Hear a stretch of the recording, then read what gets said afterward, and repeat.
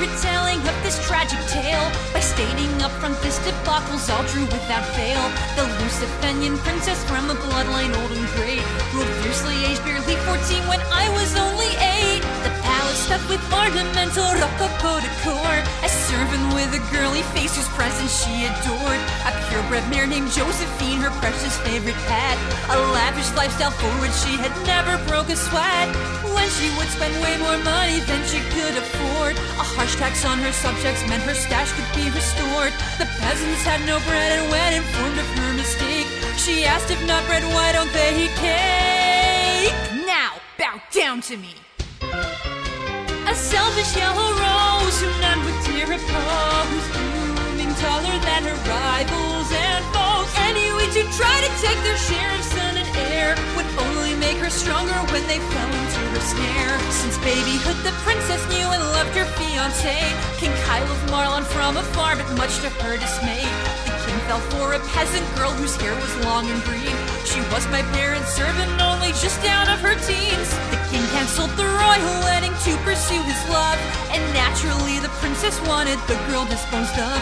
Impatiently she scrutinized the members of her court and said, to hell with it, we're going to ruin Elfagort. The sacred ancient forest satellite and left for dead. Soldiers slaughtered green-haired girls while friends and loved ones fled.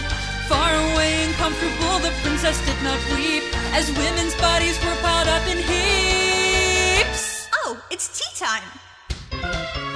A selfish yellow rose who none would dare oppose, blooming taller than her rivals and foes. But every flower has its thorns and no one wants the scars. She thought she was untouchable, but she had gone too far.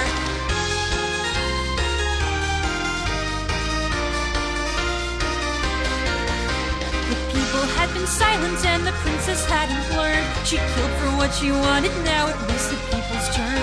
A coup d'etat was certain as the common fury spread. A charismatic leader rose in armor shining red. For so long their liberty had been a distant dream, but now they saw they had a chance to end the cruel regime. The royal soldiers fought, but they were weak from the Green War, and soon enough the rebels were inside the castle door. Servants packed their things and left as soon as it looked bad. They left behind whatever loyal feelings they still had. The princess was caught quickly, but she looked them in the eyes and didn't lose her nerve as she chastised. How very disrespectful.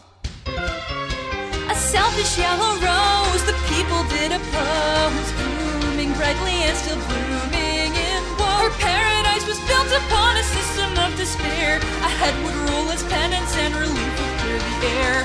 History books will tell you of the cruel princess's reign, a time of no compassion for the common people's pain. Of course she was the first one in the rebels' firing line, condemned to death nearly 15 when I was only 9. The execution was to take place in the afternoon, at 3 o'clock exactly when the church bell chimed its tune. The guilty party spent a final few days locked away, then marched out to the square to die the eve of her birthday. And even in the end she seemed content to say goodbye. The death knell rang out clearly, but the convict didn't cry. She proudly showed them not a trace of fear she may have felt, then loudly said her final words and knelt. Oh, it's tea time.